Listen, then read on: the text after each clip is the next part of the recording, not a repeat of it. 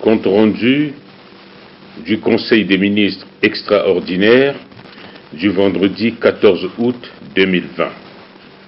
Le vendredi 14 août 2020, sous la très haute présidence de son Excellence, professeur Faustin Archange Touadéra, président de la République, chef de l'État, le Conseil des ministres a tenu sa séance extraordinaire à 15h40 autour de l'ordre du jour suivant: la communication présidentielle, les dossiers à examiner, les communications ministérielles et les divers. Ensuite, le ministre chargé du secrétariat général du gouvernement a présenté la position des membres du gouvernement absents.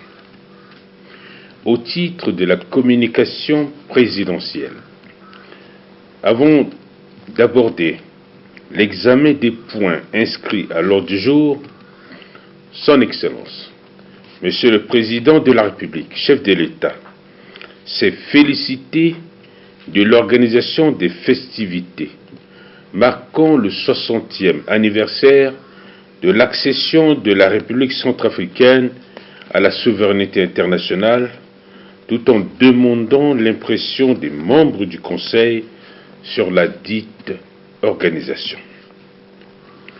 En réponse, les membres du gouvernement ont à l'unanimité exprimé leur grande satisfaction quant à l'organisation et surtout la volonté politique affirmée par son Excellence Monsieur le Président de la République, chef de l'État, à travers le rétablissement de la vérité historique en ce qui concerne la célébration de ce 60e anniversaire de l'indépendance de la République centrafricaine ce 13 août 2020.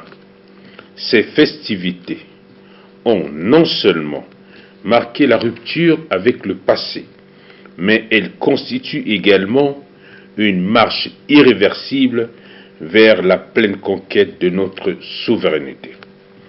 Nos forces armées centrafricaines, les forces de sécurité intérieure, réhabilitées et formées, ont exprimé avec fierté, à travers cette parade militaire, leur attachement à la République et leur fidélité au chef suprême des armées, son Excellence professeur Faustin Archange Touadéra, président de la République, chef de l'État. Reprenons la parole. Son Excellence, Monsieur le Président de la République, chef de l'État, a félicité le gouvernement pour la réussite de l'organisation de ces festivités. Il a indiqué par ailleurs que les Centrafricains se sont retrouvés unanimement autour de cette célébration. La forte adhésion de cette population témoigne de l'amour pour la patrie. Nous ne pouvons plus revenir en arrière, car une nouvelle ère s'ouvre pour la renaissance de notre pays. Et ensemble, nous allons poursuivre sans relâche la marche pour la consolidation de la paix, l'unité nationale et la reconstruction de notre cher et beau pays, la République centrafricaine, a-t-il conclu. Au titre des dossiers à examiner, le ministre de l'Économie, du Plan et de la Coopération, en lieu et place du ministre des Finances et du Budget, a soumis à l'examen du Conseil 3 notes. La première note est relative au règlement des arriérés de salaire de 14 policiers retraités de 2010. Le ministre a indiqué qu'en 2010, le gouvernement de l'époque a négocié et obtenu de l'Union européenne l'appurement des arriérés de salaire de certains éléments des forces armées centrafricaines admis à faire valoir leur droit à la retraite au cours des années 2008-2009. À l'issue de l'opération d'appurement, un reliquat serait resté sur l'enveloppe accordée, et pour éviter que ce reliquat ne soit reversé aux partenaires, les autorités de l'époque ont demandé qu'il soit utilisé au profit des autres corps de défense et de sécurité, admis également à faire valoir leurs droits à la retraite. C'est ainsi que 151 officiers et non-officiers de la police centrafricaine admis à la retraite par arrêté numéro 121 du 23 décembre 2010 ont vu leur dossier retenu. Malheureusement, ce reliquat est insuffisant pour satisfaire la totalité de ces 151 personnes. C'est pourquoi les 14 policiers initialement sur la liste n'étaient pas pris en compte.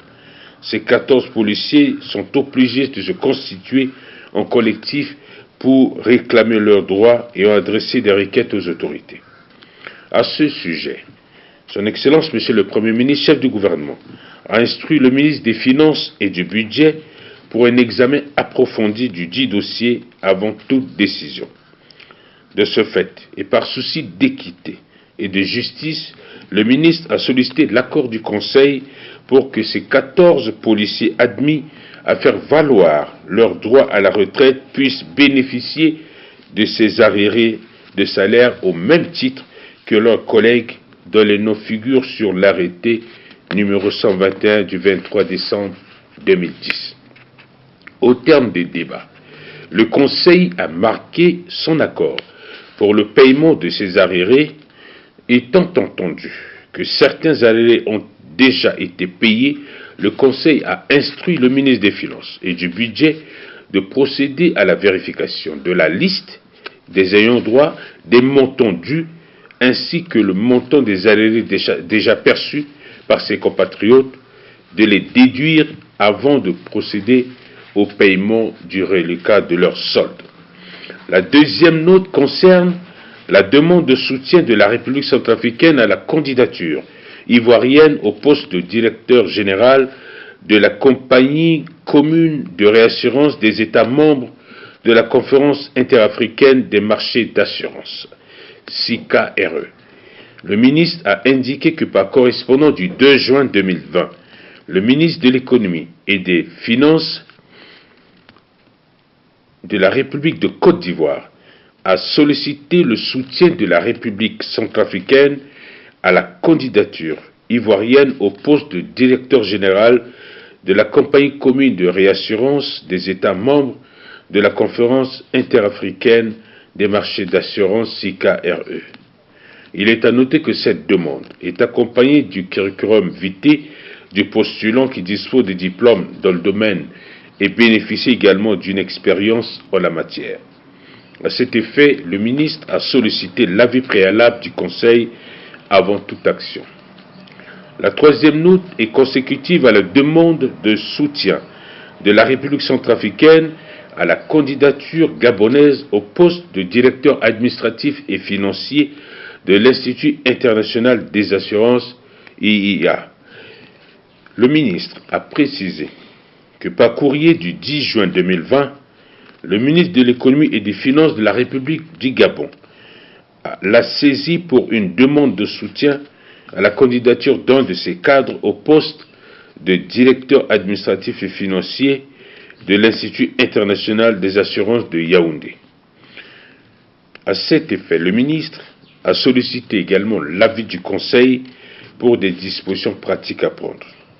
À la fin des débats, le Conseil, après analyse de ces deux notes, a marqué son accord pour le soutien des deux candidatures. Le ministre du Commerce et de l'Industrie a soumis à l'examen du Conseil le projet de loi portant création d'une agence nationale de normalisation. Le ministre a fait noter que dans le cadre de l'amélioration du processus de la qualité en vue du renforcement de la compétitivité des produits industriels centrafricains, le pays s'est doté de la loi numéro 19.004 du 10 mai 2019 portant normalisation, accréditation, certification et promotion de la qualité en République centrafricaine. Cet important instrument juridique de mise en œuvre de la politique nationale de normalisation et de gestion de qualité a prévu la création d'une structure nationale de normalisation et de la promotion de la qualité, afin d'approuver les normes nationales qui seront élaborées et adoptées dans le cadre de la sécurité, la santé des personnes ainsi que la protection de l'environnement. À cet effet, le ministre a sollicité du Conseil l'adoption du dit projet de loi. Après débat, le Conseil a adopté le dit projet de loi avec amendement et a instruit le ministre de prendre toutes les dispositions en vue de sa transmission à l'Assemblée nationale pour examen et adoption. Au titre des communications ministérielles, le ministre de l'Économie, du Plan et de la Coopération a présenté au Conseil une note relative à la cérémonie de lancement officiel du projet national prospective Vision RCA Vision 2050. Le ministre a indiqué que le gouvernement, sous l'impulsion de son Excellence, Monsieur le Président de la République, chef de l'État, a décidé d'engager un processus d'élaboration d'une étude prospective en vue de définir de manière consensuelle, à travers une approche participative et inclusive, la vision pour le futur du pays à construire conformément aux grandes orientations de Monsieur le Premier ministre, chef du gouvernement, mentionné dans la lettre de mission qui lui a été adressée au courant du mois de juin 2019. L'horizon temporel est fixé à 2050, donnant ainsi au pays une période de 30 ans pour construire le futur rêvé. L'exercice s'appelle Étude nationale prospective RCA Vision 2050. Le ministre a précisé que ce projet a été consacré par un arrêté du Premier ministre, chef du gouvernement, qui a créé un cadre institutionnel composé d'un comité national d'orientation, CNO, et d'une équipe technique prospective, ETP. La méthodologie de mise en œuvre du projet a prévu une cérémonie de lancement officiel sous le très haut patronage de son Excellence, Monsieur le Président de la République, chef de l'État. À cet effet, la date de la cérémonie du lancement sera convenue avec la Direction générale du protocole d'État. Après cette présentation, le Conseil en a pris acte. Le ministre de la Santé et de la Population a présenté au Conseil l'état d'évolution de la propagation de la pandémie du coronavirus dans notre pays. Le ministre a indiqué que dans le cadre de la lutte contre la propagation de la pandémie du Covid-19 en République centrafricaine, la situation épidémiologique à la date du 13 août 2020 se présente comme suit. 30 238 personnes testées à ce jour. 4 nouveaux cas confirmés le 13 août 2020. 4 660 cas cumulés confirmés, dont 1256 de sexe féminin et 3 404 de sexe masculin ont été enregistrés depuis le début de l'épidémie le 14 mars 2020. 1735 guéris et 61 décès, parmi lesquels 13 en milieu hospitalier et 48 en milieu extra-hospitalier.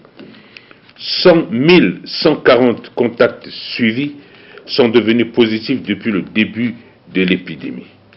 205 appels reçus par la ligne verte 1212, dont 191 renseignements et 14 alertes pour la journée du 13 août 2020. Après cette présentation et débat, le Conseil en a pris acte.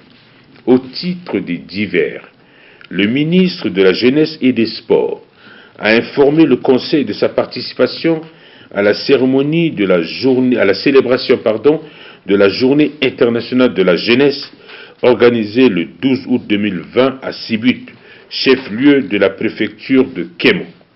Il a également informé le Conseil de la reprise des activités sportives dans les arrondissements de la ville de Bangui et d'une éventuelle reprise de ces activités au niveau de nos différents stades.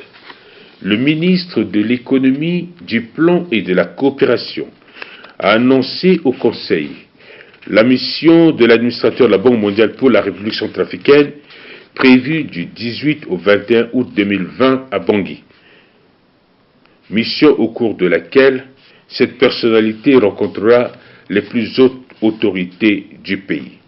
L'ordre du jour étant épuisé, son Excellence, Monsieur le Président de la République, chef de l'État, a levé la séance à 17h35, faite à Bangui le 15 août 2020, le ministre chargé du secrétariat général du gouvernement, Maxime Balalou. Je vous remercie.